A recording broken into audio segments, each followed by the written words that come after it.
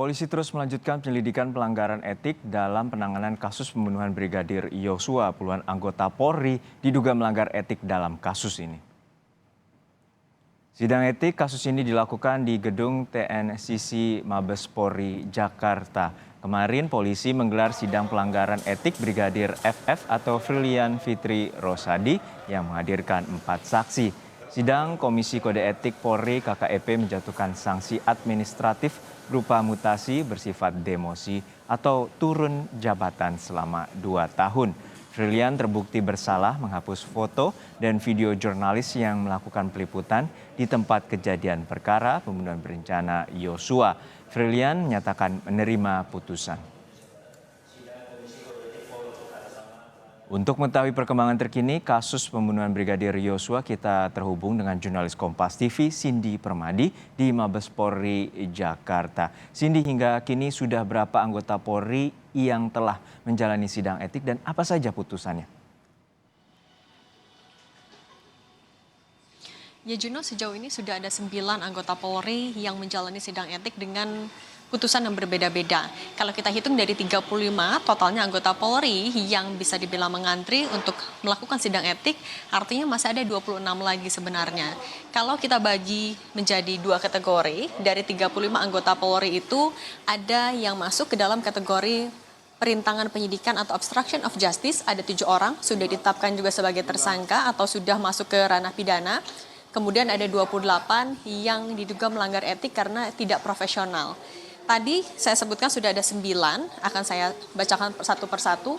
Untuk sidang etik yang pertama dimulai dari Irjen Pol Verdi Sambo, ex-Kadif Propam Polri, yang diputus PTDH atau pemberhentian tidak dengan hormat atau bisa dibilang juga pemecatan pada awal September 2022 lalu. Ia juga mengajukan banding. Kemudian yang kedua yang juga sudah menjalani sidang kode etik ada Kompol Cuk Putranto.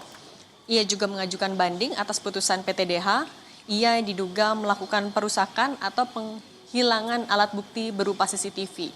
Yang ketiga ada Kompol Baikuni Wibowo. Ia juga diputus PTDH, mengajukan banding juga.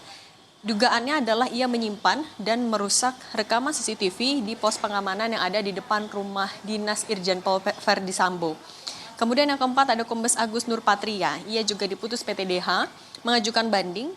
Diduga ia menerima perintah dari Brigjen Hendra Kurniawan untuk mengganti DVR CCTV di sekitaran TKP. Ia juga diduga melakukan permufakatan untuk melakukan obstruction of justice atau perintangan penyidikan.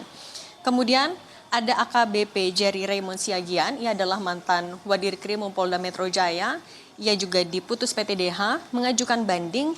Ia dinilai tidak profesional dalam menangani 2 laporan, yaitu ancaman pembunuhan dan dugaan pelecehan seksual. Kalau kita ingat pada beberapa waktu lalu ketika laporan ini diambil alih oleh Polda Metro Jaya sudah naik ke penyidikan, artinya penyidik pada saat itu menemukan adanya dugaan tindak pidana. Belakangan ketika sudah ditarik ke Barreskrim Polri, hal itu dibantah langsung oleh Kapolri yang artinya kemudian ditemukan adanya ketidakprofesionalan penyidik termasuk juga Wadir Krim Polda Metro Jaya AKBP Jerry Raymond Siagian dalam melakukan penyidikan. Kemudian ada juga AKBP Pujiarto, ia ex-Kasubdit Renakta dari Polda Metro Jaya, diputus patsus selama 28 hari, diduga juga tidak profesional dalam menangani kasus. Ada 3 lagi, AKP Dias Chandrawati, kemudian Barada Sadam, Brigadir Frilian, diputus melakukan pelanggaran etik sedang, dengan putusan demosi ada yang 1 tahun sampai 2 tahun. Yang sama-sama masih dinantikan adalah 3 orang tersangka lagi yang masuk ke dalam perintangan penyidikan, yaitu ex-Karopaminal Brigjen Hendra Kurniawan, ex-Wakaden Bero Paminal AKBP Arif Rahman, dan juga ex-Kasubdit 1 Subdit 3 di Tipidum Barreskrim Polri AKP Irfan Widianto.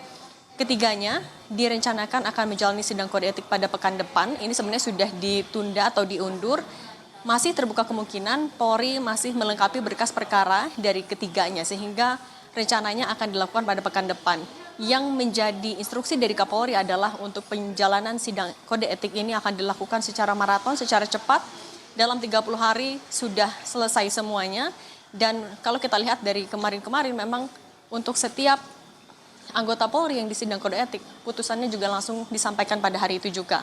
Hari ini rencananya masih ada juga yang diperiksa kode etik, tapi untuk namanya kemudian siapa saksi yang akan dihadirkan, kami masih menantikan keterangan dari Humas Mabes Polri. Juno.